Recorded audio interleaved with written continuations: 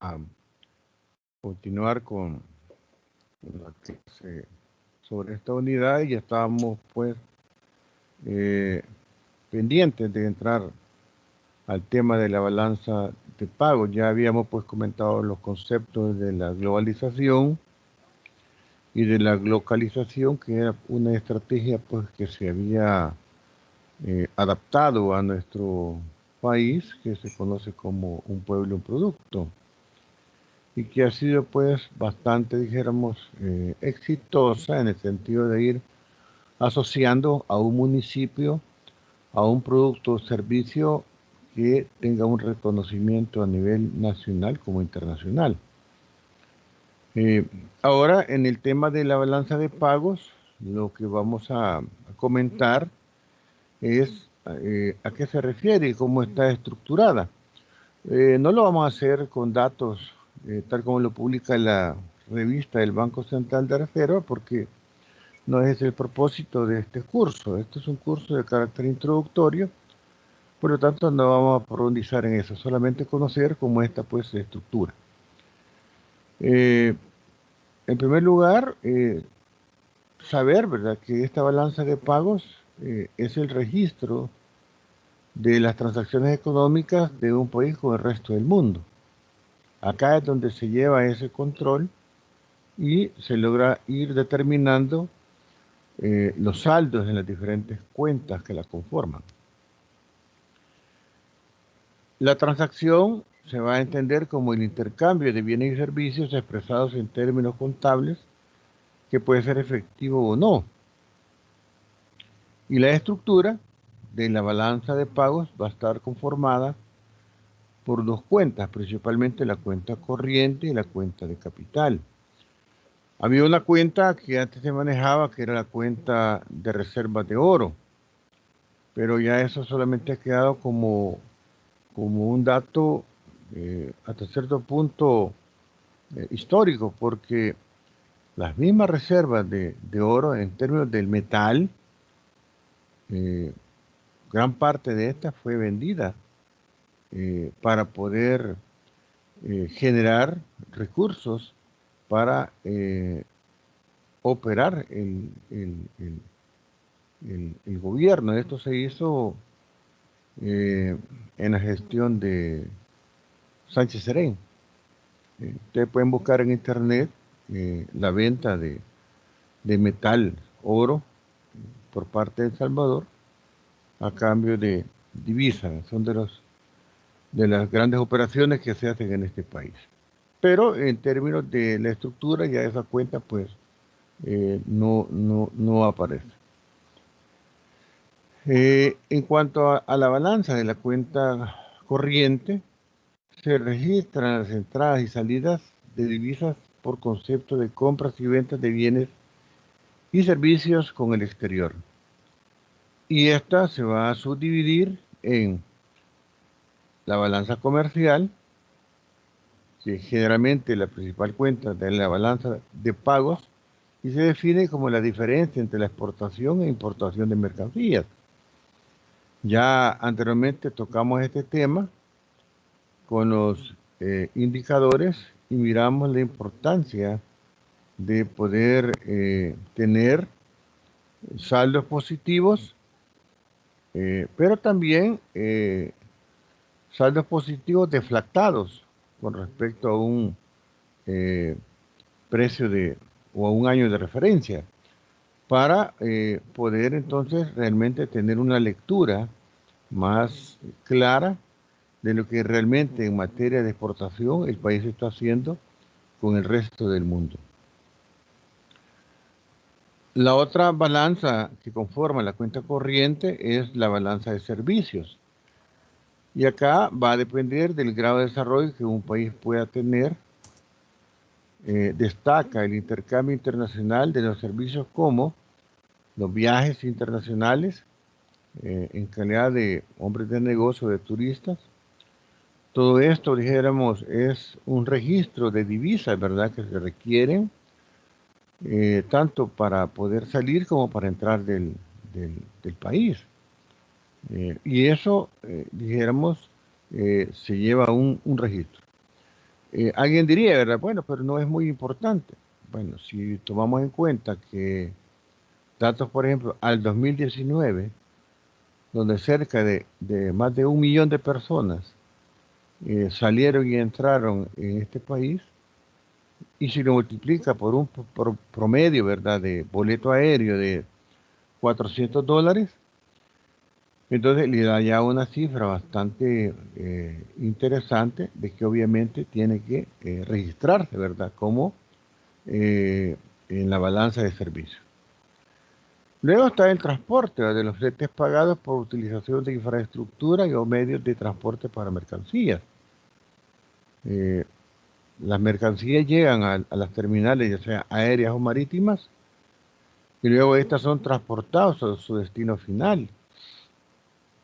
Esos fletes, pues obviamente hay que contabilizarlos, eh, y son parte de la cuenta corriente.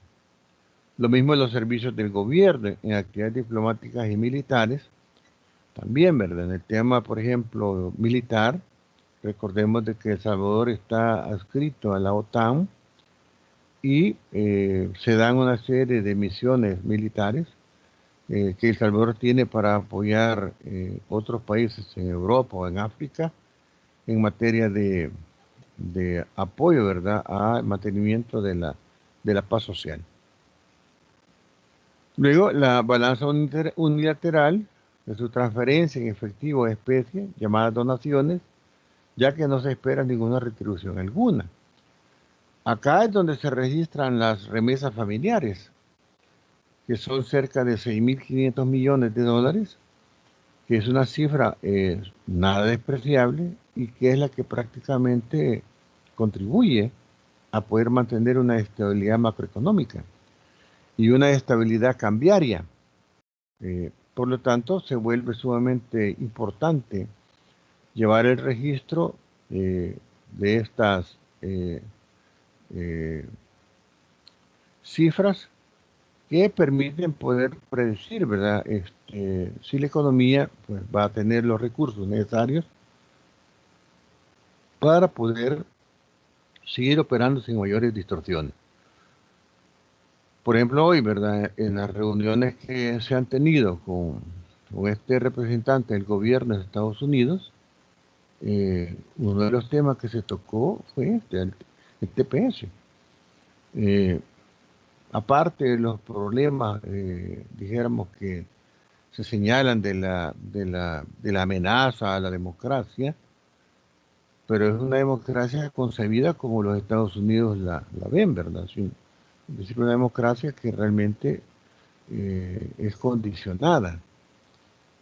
Eh, pero más allá de eso, el tema del TPS es parte de la agenda eh, para poder, dijéramos, en el caso nuestro, garantizar que nuestros inmigrantes logren estabilizar su situación migratoria y que ese flujo, dijéramos, de remesas se mantenga.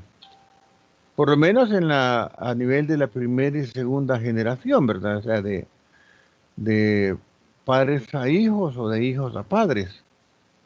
Pero ya en la tercera generación, como que el lazo se debilita y obviamente la remesa tiende a caer. Pero hoy por hoy, dijéramos, estamos en ese tipo de relación a una segunda generación donde prácticamente el lazo es fuerte y el flujo de la remesa es bastante importante. Entonces, es algo, ¿verdad?, que realmente es estratégico para los intereses de nuestro país. Luego, la cuenta de capital, que es la otra cuenta. La primera era la cuenta corriente, conformada por estas tres balanzas. Luego está la cuenta de capital, donde se contabilizan todos los movimientos de capital del país con relación al resto del mundo. Están las inversiones extranjeras netas, que es el resultado del ingreso de capitales al país, menos las inversiones hechas por salvadoreños en el extranjero. Este famoso CAEX, es decir, los capitales de riesgo que entran al país dan como resultado empresas extranjeras.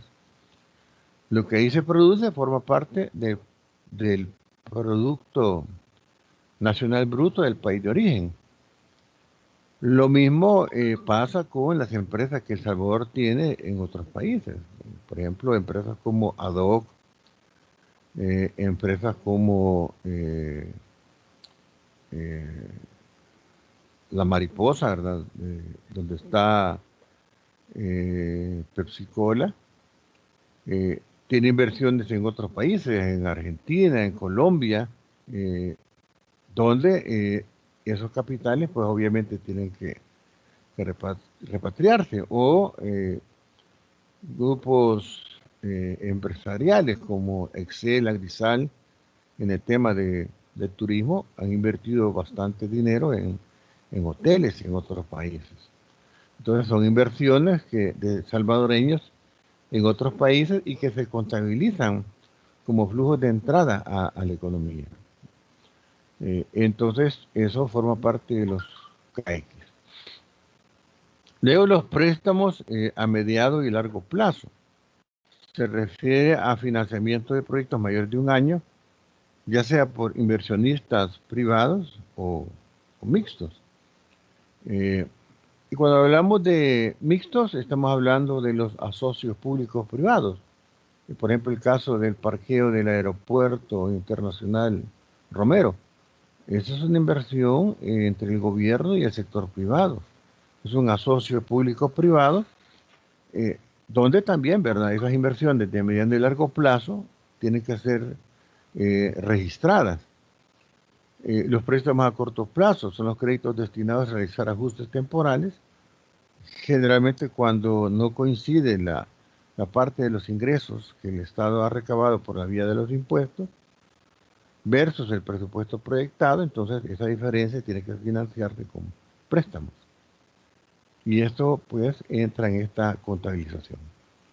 Luego, las amortizaciones de pagos a préstamos, que es lo que conforma la deuda externa.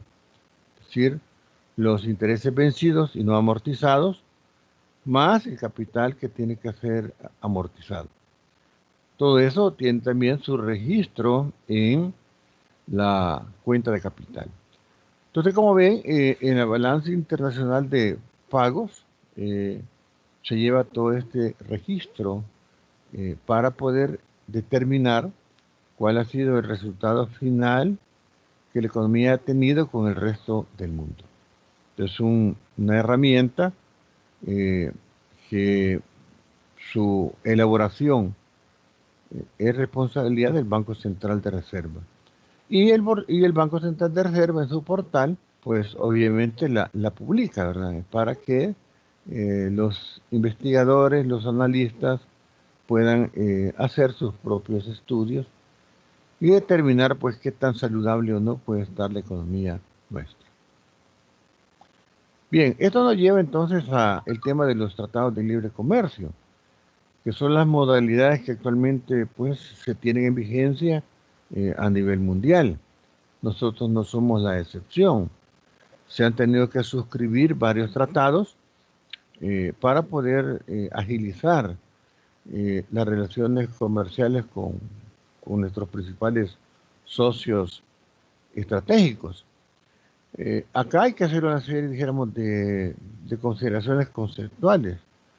En primer lugar, que es un conjunto de acuerdos con carácter legal entre dos o más países para vender y comprar productos y servicios. Eso podría ser como una definición de lo que es un tratado de libre comercio, un TLC. Conocidos también como zonas de libre comercio, porque las reglas que se disponen definen cómo y cuándo se eliminan las barreras arancelarias para conseguir el libre paso de productos y servicios entre naciones participantes.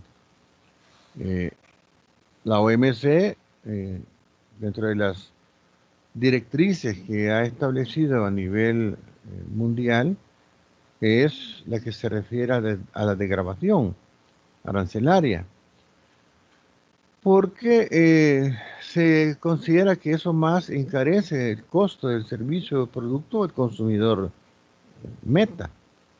Por lo tanto, vista como una herramienta para frenar el comercio, pues no es muy, dijéramos, adecuada. Por eso es que economías como las nuestras se han ido degradando pero dijéramos, esa degradación ha tenido consecuencias porque eh, ha dejado, dijéramos, al desnudo nuestra plataforma productiva, que no es muy competitiva, porque nuestros procesos no están, dijéramos, adecuados aún de competencia a gran escala.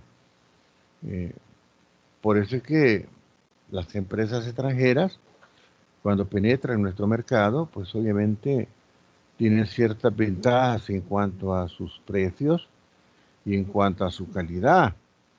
Eh, y nuestras empresas se ven en dificultad porque para poder penetrar otros mercados tienen que cumplir con una serie de condiciones que no son de tipo arancelario, sino más bien aspectos relacionados con la calidad, aspectos relacionados con la inocuidad, aspectos relacionados con la ergonomía, eh, y todo eso, dijéramos, si cumple, entra, y si no cumple, no entra.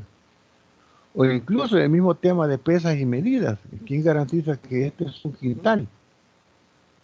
O sea, pues sí, pero ahí dice, pues sí, pero ¿quién está avalando, quién está certificando que ese es un quintal?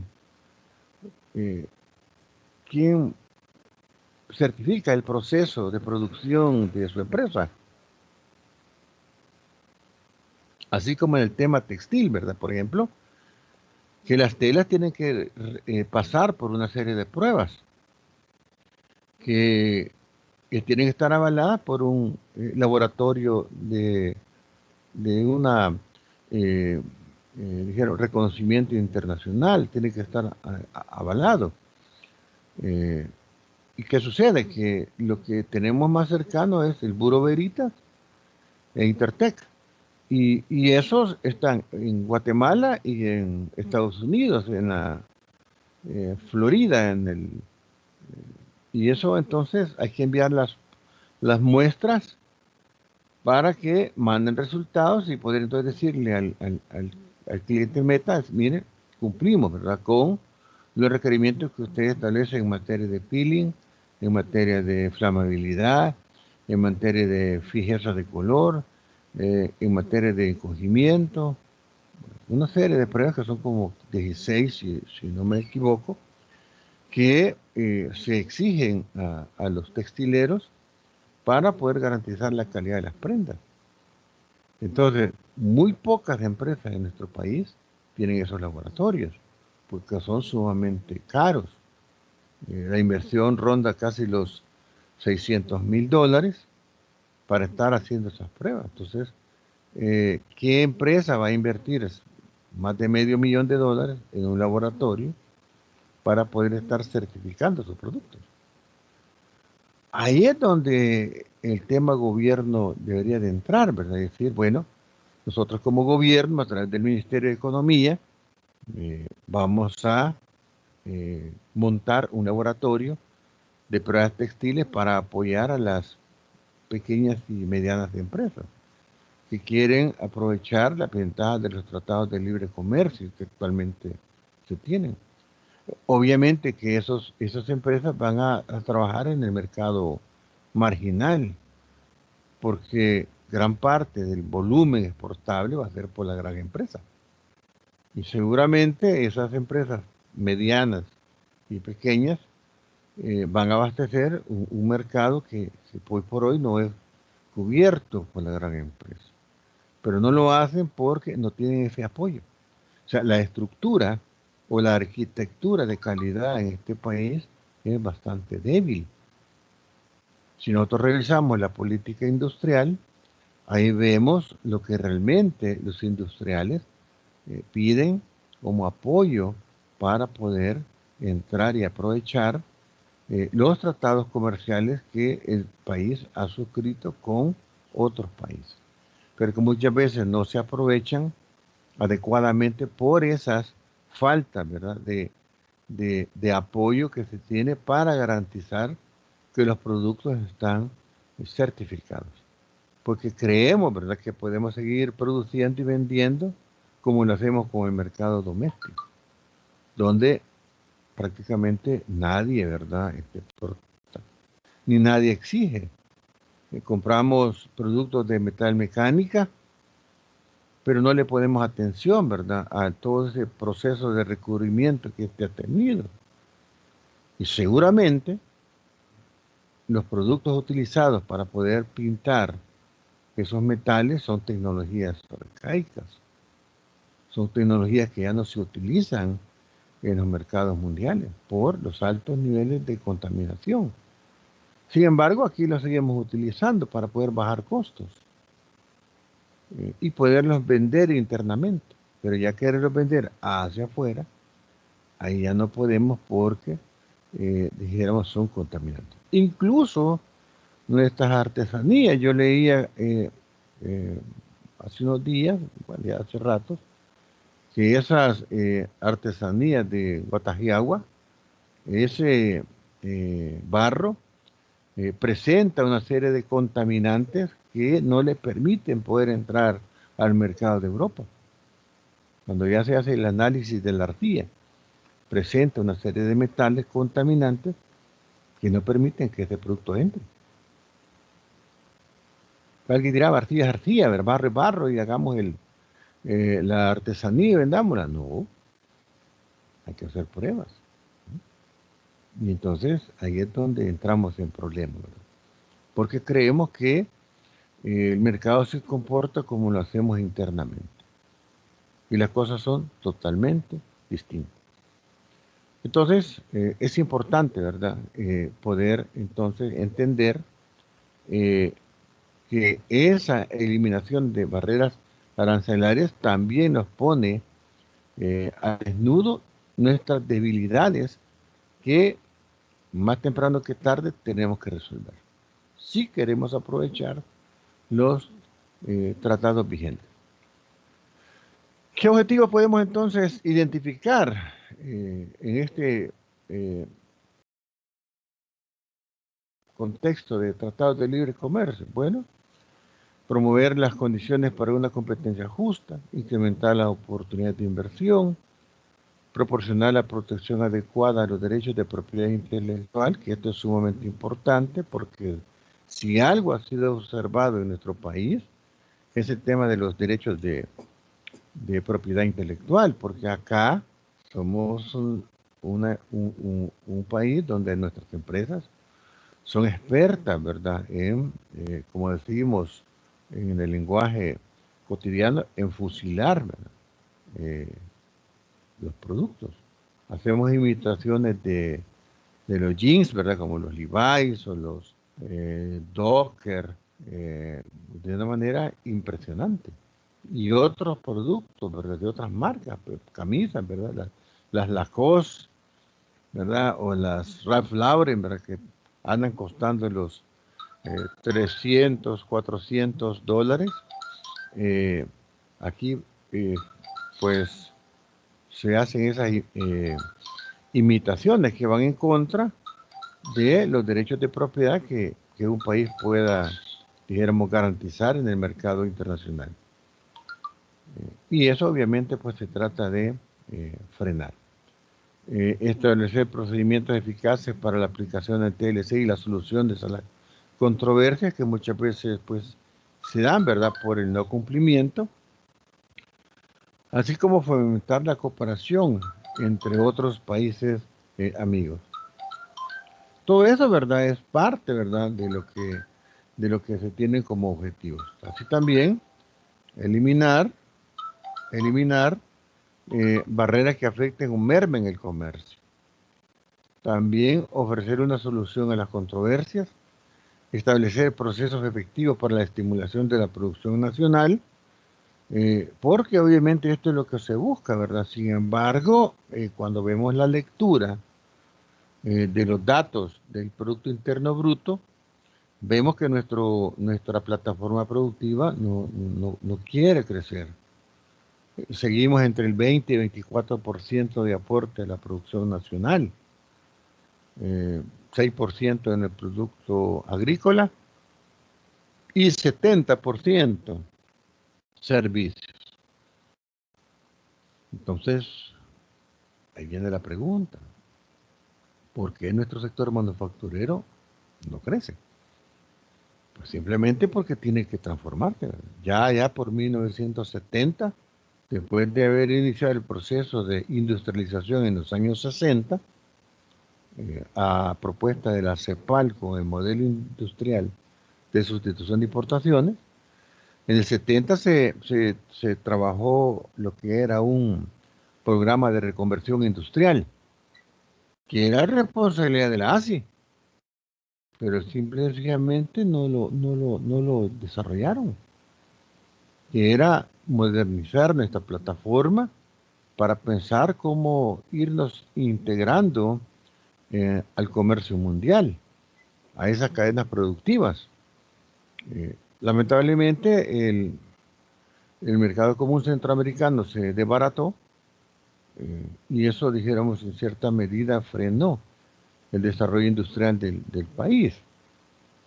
Pero se vuelve, dijéramos, fundamental fortalecer nuestra plataforma productiva para aprovechar esas ventajas que los TLC ofrecen en el intercambio internacional.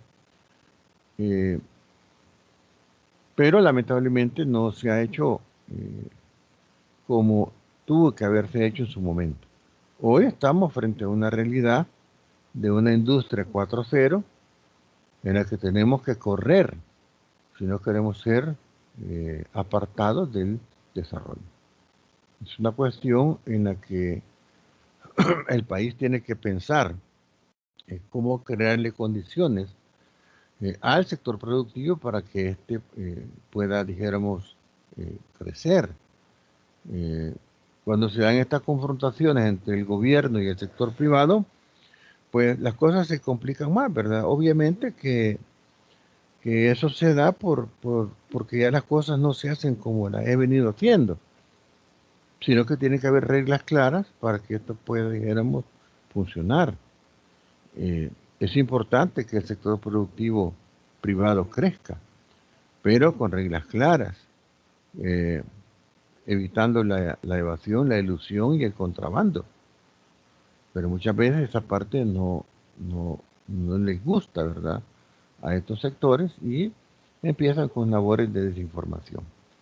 Vimos cómo, ¿verdad?, en el periodo de la izquierda, en el periodo de Funes y Sánchez Serén, el cierre de los espacios de evasión, ilusión y contrabando en gran medida permitieron que incrementara la recaudación fiscal.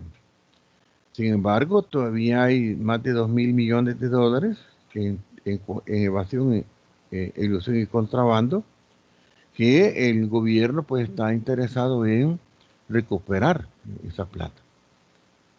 Porque no es posible que solo sean los ciudadanos con el pago del IVA y con el pago de la renta personal que se tenga que estar financiando el presupuesto nacional, sino que ¿qué pasa, verdad?, con el sector privado? Los mayores flujos de inversión y de comercio explotarán las ventajas comparativas de los países en procesos intensivos de mano de obra, incrementándose el valor real de los salarios de toda la economía. Eso, dijéramos, es un beneficio, ¿verdad?, que se podría, dijéramos, esperar, pero pasa también por mejorar el nivel educativo. Si algo es importante en este tema es el nivel educativo. Si nosotros queremos atraer inversión, pues esa inversión extranjera directa, lo primero que va a evaluar es el nivel educativo que la gente tiene.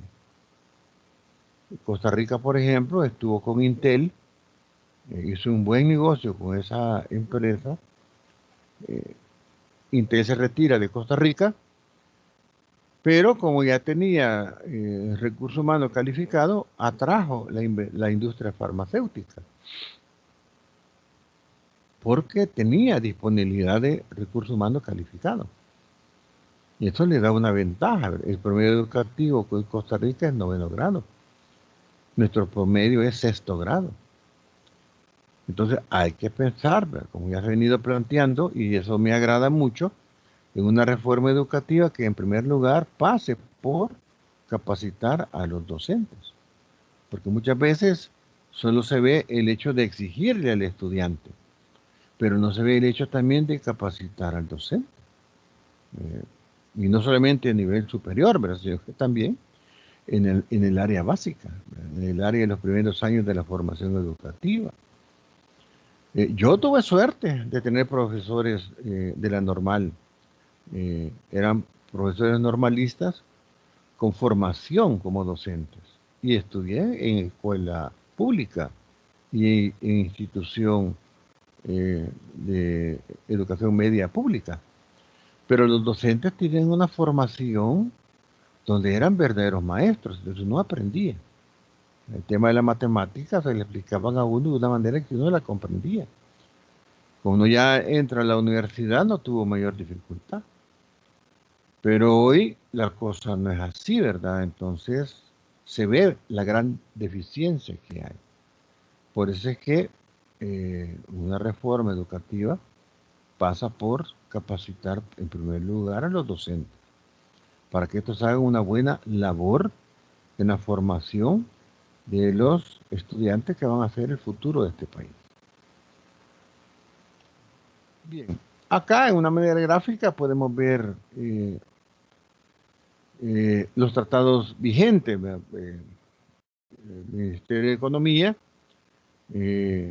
plantea estos diferentes tratados que actualmente están vigentes, como son con Estados Unidos, con Europa, con Taiwán, Dominicana, Chile, Colombia, México, falta Canadá, hay Centroamérica, ahí está Centroamérica, falta el de Canadá, y quiero ver Chile, sí está Chile, hay uno más que se me va, pero son los que realmente tenemos y deberíamos de aprovechar, pero como vemos, están esas barreras, ¿verdad?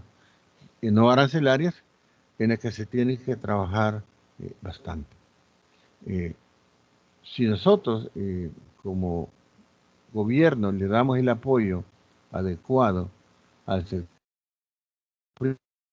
entonces estos se van a ver más competitivos y obviamente generan empleo, generan riqueza y se puede entonces generar desarrollo.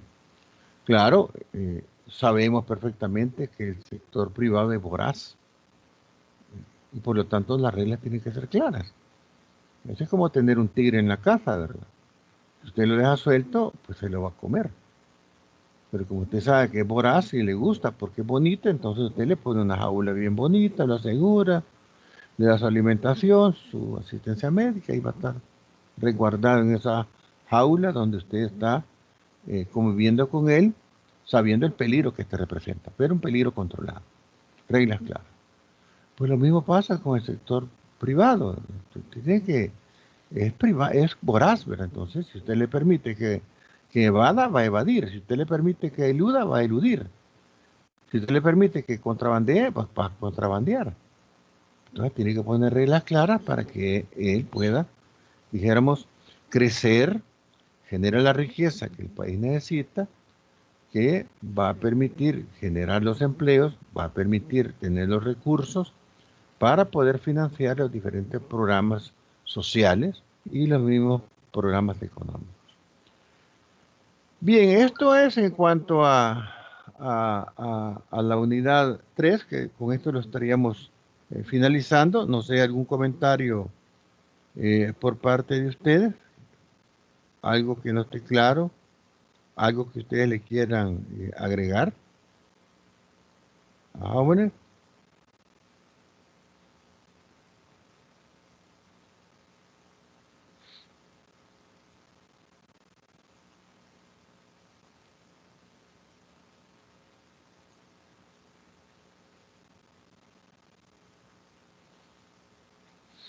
Bueno, entonces avanzaríamos con el tema de la unidad 4.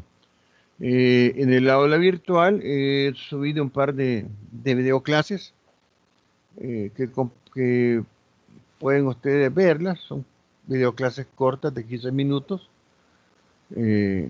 Voy a hoy en la noche voy a subir las otras 2 videoclases para ir cerrando esta unidad que es bastante corta.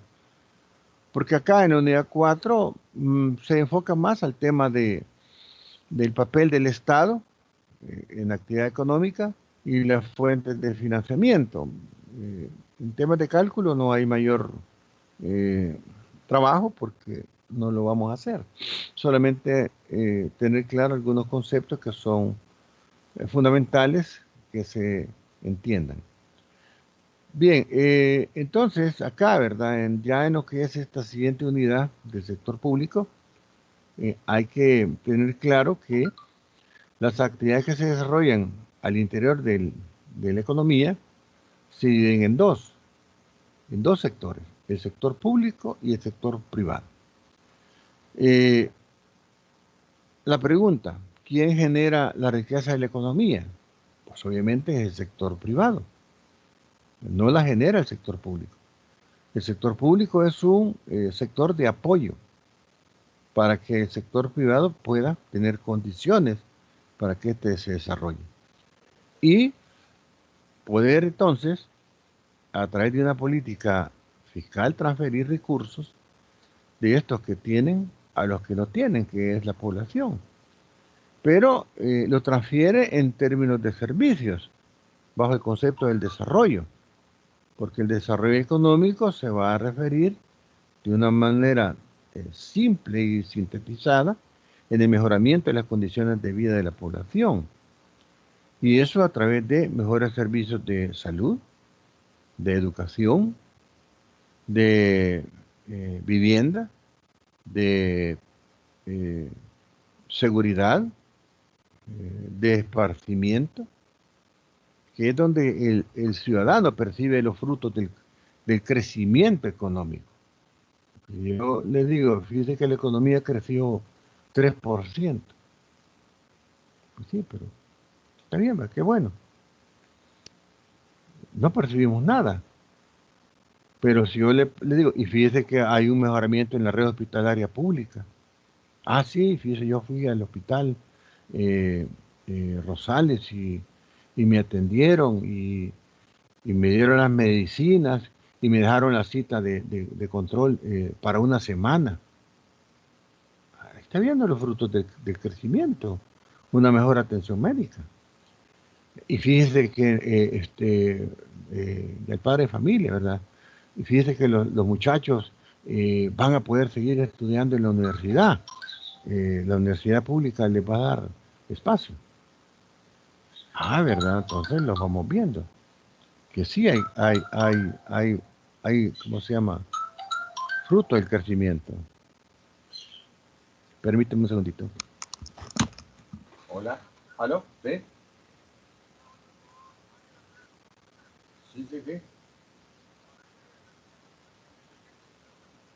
Ah, pero sería como eso a las 10, porque ahorita estoy en clase. Pues. O lo dejamos para la tarde, por favor. Va, excelente. Ok.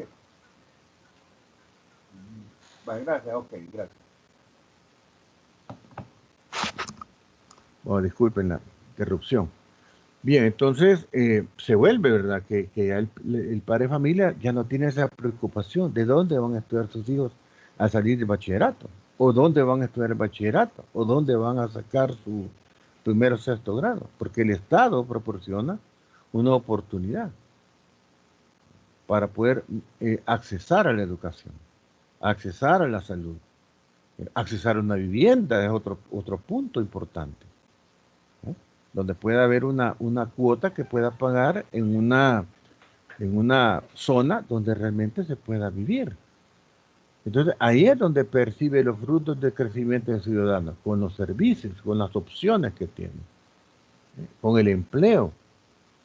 Entonces, es importante entonces que el sector privado se fortalezca, porque en esa medida existen los recursos a través de una buena política fiscal que permita entonces la recaudación y que ésta realmente llegue a su destino final, que son los ciudadanos, a través de mejoramiento en la calidad de los servicios que estos van a tener. Esa es la responsabilidad del sector gobierno.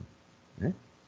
Entonces, al Estado se le asocia a través del gobierno cuidar de la seguridad y defensa de los ciudadanos y sus derechos de propiedad, garantizando las condiciones para que las actividades económicas propiamente dichas se organicen en función de los intereses privados, que es lo que estoy comentando, ¿verdad? ¿Por qué? Porque no podemos estar divorciados del sector privado. No podemos decir de que lo económico prevalece sobre lo social o lo social va a prevalecer sobre lo económico. No, eso no es posible. Los dos son importantes. Sin embargo, cuando uno lee los planes de gobierno, uno puede ver dónde hay más énfasis, si es en la parte social o en la parte económica. Históricamente, en nuestro país ha habido más atención al aspecto económico y al aspecto social se ha ido dejando de largo. Si no es que a partir de la gestión de Saca, es que se fueron, dijéramos, generando y conformando algunos subsidios. Pero esa era también una medida para poderle bajar presión a la inestabilidad social. Claro, los gobiernos de izquierda los continuaron y al principio los mejoraron, luego se descuidaron. Hoy habría que ver, ¿verdad? Qué tanto pues se han mantenido mejorado y que otros, dijéramos, subsidios se puedan generar para aliviar la dificultad económica que actualmente la economía tiene y principalmente golpea a los niveles pues, de más bajos ingresos, porque arriba, ¿verdad? En el sector de altos ingresos, la fiesta continúa, pues. Ahí no hay crisis, ¿verdad? Ahí hay fiesta, ¿verdad? Ahí hay viajes, ahí hay de todo. Pero el golpe se siente, ¿verdad? En los estratos más bajos. Ahí es donde hay que buscar políticas públicas que les permitan poder salir adelante a esos grupos que son los más vulnerables. En resumen, el Estado debe proporcionar la estructura jurídico-institucional en tanto que los individuos y grupos particulares suministren la dinámica económica del sistema. ¿Qué razones existen para que el Estado participe en la economía? Bueno, no va a ser lo mismo en países desarrollados como en los subdesarrollados. En los países desarrollados, factores que influyen para que el Estado intervenga en la economía son las crisis económicas mundiales. Ya lo mirábamos en los años 30, la crisis de la famosa depresión, donde el modelo liberal no logra darle respuesta a los problemas del mundo capitalista.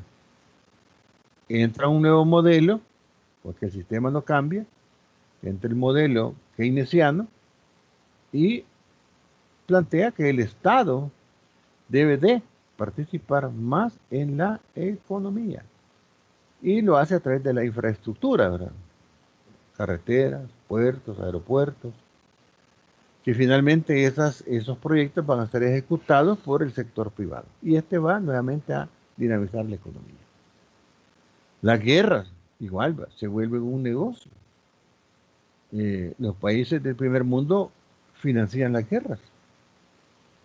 Por ejemplo, la confrontación que hoy tiene Israel con los árabes, con los palestinos, perdón, ese escudo de defensa aérea no es gratis, pues.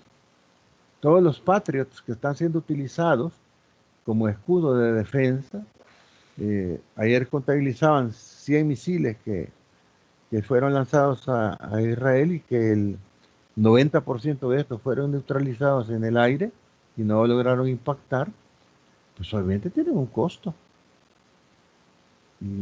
Y Estados Unidos está detrás de esto.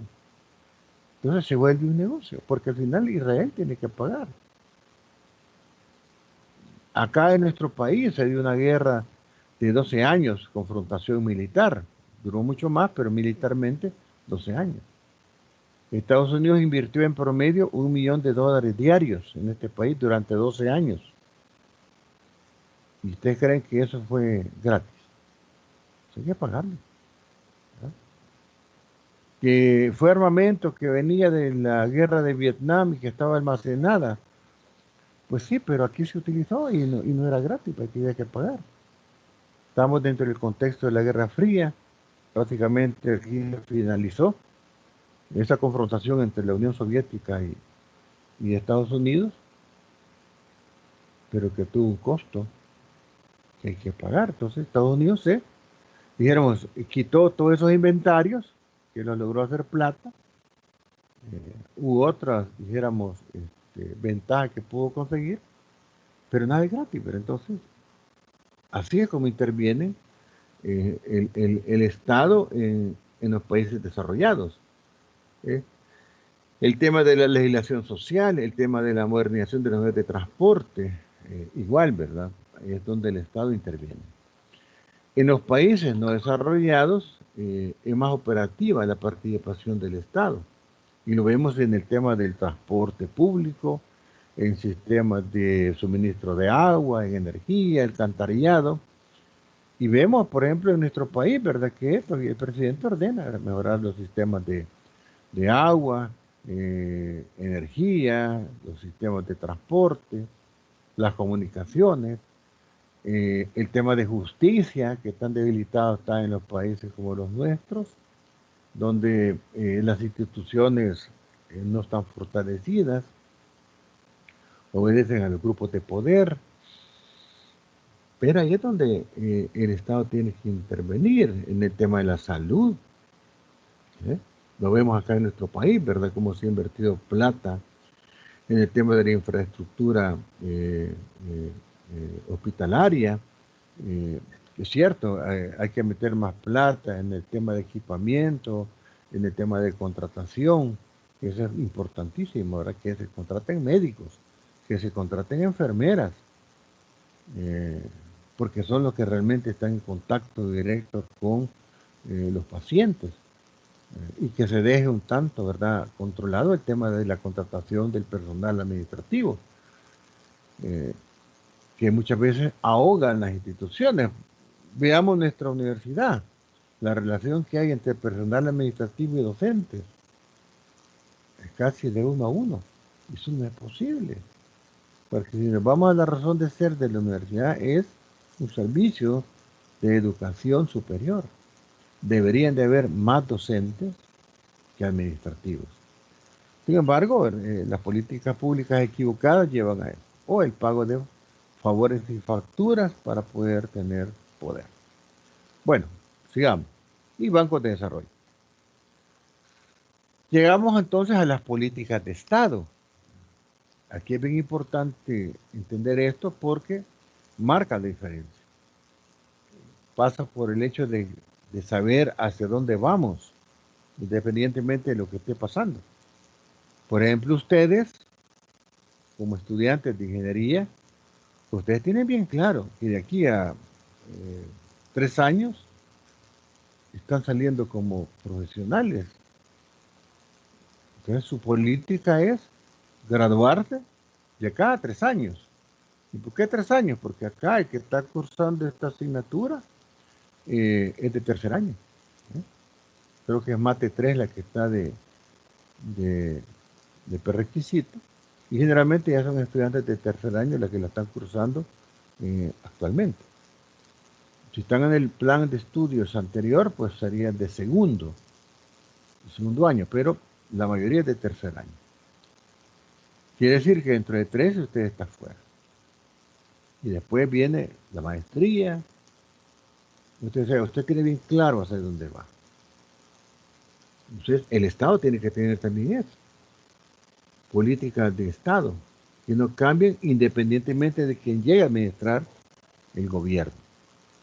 Entonces dice que una política de Estado es todo aquello que un gobierno desea implementar en forma permanente para que trascienda a través del tiempo, sin que se vea afectada por uno o varios cambios de gobierno. Por ejemplo, una política de Estado podría ser erradicar el analfabetismo en los próximos 15 años. Entonces, independientemente del gobierno que llegue, él sabe que hay una política de Estado de erradicar el analfabetismo en los próximos 15 años. O una política de Estado que diga erradicar las condiciones de extrema pobreza en los próximos 20 años. Entonces, el Estado está bien claro que la economía para lograr eso tiene que crecer a una tasa del 5% para que pueda erradicar las condiciones de extrema pobreza y pobreza en el país, independientemente del gobierno y partido que llegue a administrar el Estado. Entonces, esas son políticas de Estado. O plantearnos cuál es el Salvador que nosotros queremos dentro de 40 años. Entonces vamos a apuntar políticas de Estado hacia el Salvador que queremos dentro de 40 años. ¿Es posible? Claro que sí. Y puede ser hasta en menos tiempo. Por ejemplo, pueden ser 20 años. Taiwán, por poner un ejemplo, logró su milagro económico en 20 años. Taiwán tenía una tasa de crecimiento y un Producto Interno Bruto menor que El Salvador allá por la década de los 70. Pero con la transformación que ese Estado tuvo en menos de 20 años, es lo que hoy es Taiwán. Porque hubo un verdadero cambio en la conducción política y en la conducción económica. Y eso permitió entonces que se fortalecieran aspectos claves como la educación, la salud, para que hubiera un recurso humano educado, formado, sano, para que se pudiera incorporar a procesos productivos con una mayor exigencia de conocimiento y que obviamente eso les iba a permitir un mejor ingreso. Y con un mejor ingreso estas personas pueden aspirar a una mejor condición económica y social. Eso es lo que se busca. Por eso es importante tener cierta autonomía como país y no servir solamente de plataforma para los intereses de otros. ¿Qué cuesta? Indudablemente que sí. No es fácil. Entonces, estas políticas de Estado son sumamente importantes y que difieren con las políticas de gobierno. Las políticas de gobierno van a durar mientras esté vigente el gobierno que la concibió. Mientras la política de Estado va a obedecer a un interés fundamental, por lo que debe conservarse en forma permanente. ¿Va a requerir financiamiento del Estado para poder operar? Sí. ¿Por qué? Porque no logra cubrirlo con los ingresos que tiene por la venta de los servicios que te ofrece. Por lo tanto, el Estado necesita valerse de otras fuentes para generar ingresos que le permita poder operar. Además, debe de cubrir los gastos sociales en materia de los subsidios, es decir, todos los subsidios del gas, transporte, vestuario escolar, paquete escolar, el vaso de leche, todo eso tiene un costo. Y la pregunta es, ¿y de dónde va a salir la plata? Pues obviamente va a salir de lo que el Estado pueda recaudar en materia de impuestos. Por eso es que si los recursos son bien administrados, pues estos programas se pueden mejorar. Ya los cameralistas lo decían, que la buena administración de los recursos públicos permite poder generar crecimiento y desarrollo, ¿verdad? Y un fortalecimiento de las instituciones, que era el enfoque de los alemanes en el periodo que analizábamos de la política económica. Pues eso es exactamente esto.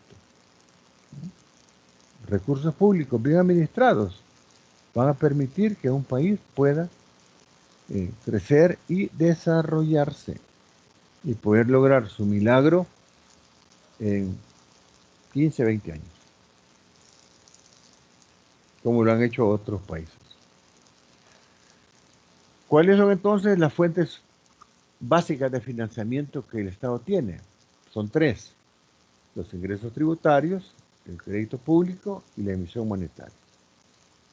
Veamos el primero, el ingreso tributario. Dice que es la más importante fuente de financiamiento que el Estado tiene y puede ser por ingreso corriente y por ingreso de capital. En el ingreso corriente se divide todavía en tributario y no tributario. La primera, el tributario, se refiere a obtención de ingresos producto de la aplicación de la política fiscal. El ingreso no tributario es ingresos que se obtienen pero que no son el propósito de la política fiscal. Es decir, en una economía como la que vivimos, el Estado no le puede prohibir a ningún ciudadano que pueda comprar lo que él desee. Sin embargo, le puede poner algún tipo de restricción, como es un impuesto alto a la importación. Porque podría ser que un ciudadano diga, bueno, yo quiero comprarme un carro que solo yo lo tenga. Por ejemplo, este vehículo que ha andado ahí circulando, antes fueron los Ferrari, ¿verdad? En la época de Mauricio Funes. Antes de Funes, me acuerdo que era el tema con un diputado del PDC, que se me olvida el nombre. Tenían su carrito, ¿verdad? Y se lo sacaban ahí, que solo los jeques árabes lo utilizaban, bueno, en la década de los 80. Después fue Funes con el Ferrari o el Lamborghini, no sé qué carro era la cosa. Y hoy es el presidente de la Asamblea con un carro, ¿verdad? Un Corvette Stingray, que es el único que hay en Centroamérica. Pues sí, ¿verdad? Pero la economía no le puede decir al fulano, no lo compre. El Estado no le puede decir eso. Si tiene la plata, que lo compre, pues. Pero ¿qué puede hacer el Estado? Ponerle un impuesto alto, porque es un producto suntuario, ¿te dice? 100%. Si el vehículo cuesta 200.000, pues va a pagar 200.000 de impuestos. Entonces tiene que sacar $400.000. Cualquiera dice, no, pues ya, mucho dinero, no, voy a comprarme otra cosa. O puede que diga, no, yo lo voy a comprar. En total me voy a morir y mi dinero no lo voy a disfrutar. Entonces, no importa, voy a pagar los 200.000 de impuestos. Esos $200.000 son el ingreso no tributario. Porque la política no es recaudar impuestos, sino frenar. Sin embargo, si se da, es un ingreso que el Estado va a hacer uso para poder pagar su compromiso. Luego los ingresos de capital, venta de activos y préstamos. Por ejemplo, cuando se dieron los procesos de privatización, antes fue privatización porque no se perdió el giro del negocio, las comunicaciones se mantuvieron.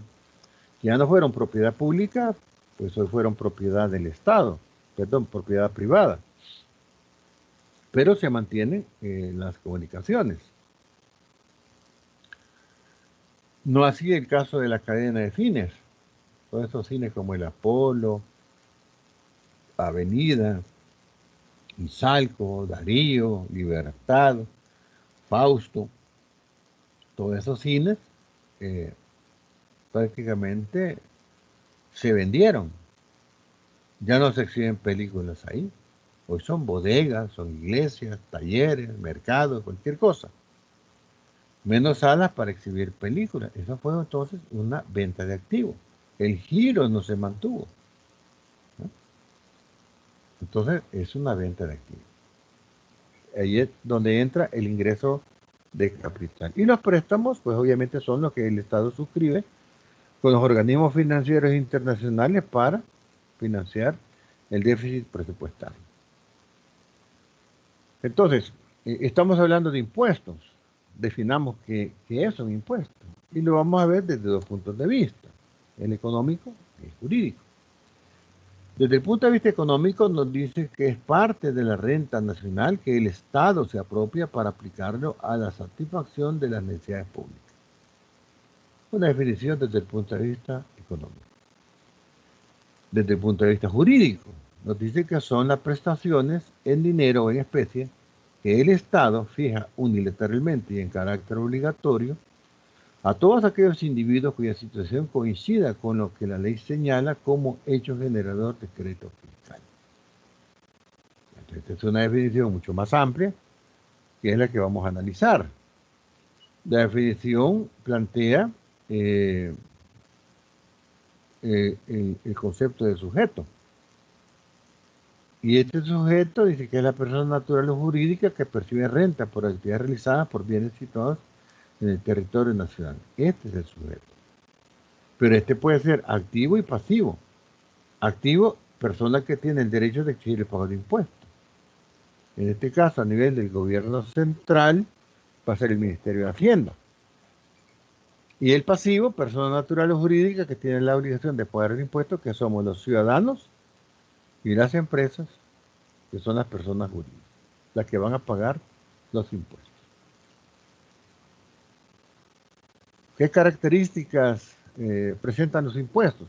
Bueno, en primer lugar, son una prestación, son una fijación unilateral y son obligatorios. Ahí no hay donde perder.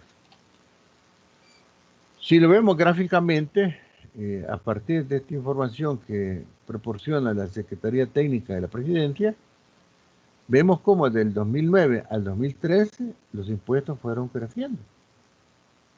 Pasamos de 2.800 millones a 4.100 millones. ¿Y resultado de qué? No es que la economía haya crecido más, no, simplemente por haber cerrado los espacios de evasión, de ilusión y contrabando. Y miren cómo creció, más de 1.700 millones de dólares en 6 años. O sea, no es una cifra nada despreciable. Entonces,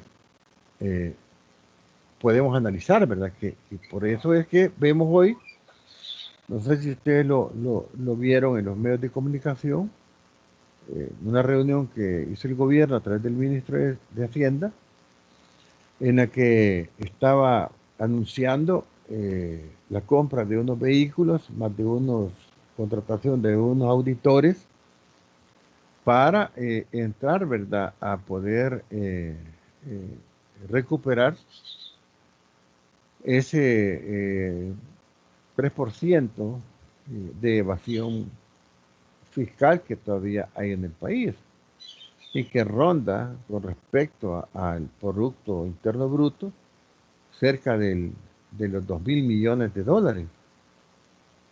Entonces voy a invertir 5 millones en la compra de equipos y salarios anualmente, pero voy a obtener seguramente unos 400 o 500 millones de recaudación que hoy por hoy están siendo evadidos, eludidos y contrabandeados. Entonces, posiblemente y seguramente los ingresos tributarios van a aumentar. Si cae es porque hay evasión, ilusión y contrabando, ¿verdad? Porque la lógica así lo establece. Si vemos los ingresos estatales por impuestos, fíjense que ahí viene el tema, ¿verdad? Acá teníamos al 2013, qué lástima. Bueno, tengo 2014. Bueno, veamos acá con los impuestos por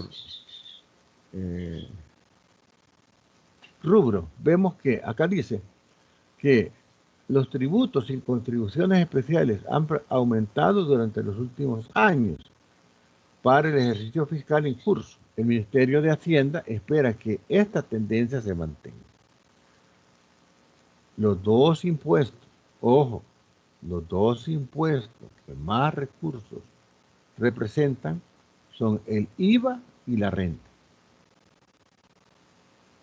¿Y quién paga el IVA? Los ciudadanos. ¿Y quién paga la renta? Los ciudadanos. ¿Y las empresas? También gracias. Entonces vemos de que en esta gráfica, para el 2019, habían 4.913 millones de dólares recaudados ¿en qué? En materia de IVA y renta. Y si no mal me recuerdo, el presupuesto público de ese momento eran como 5.600 millones de dólares. Entonces dividimos 4.900.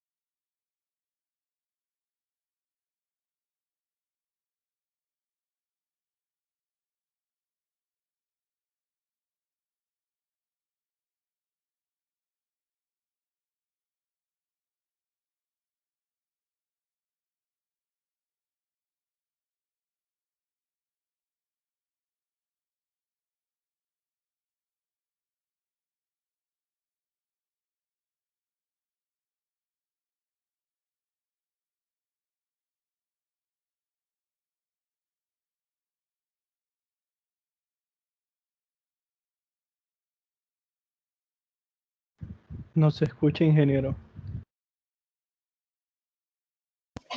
Dejo de presentar.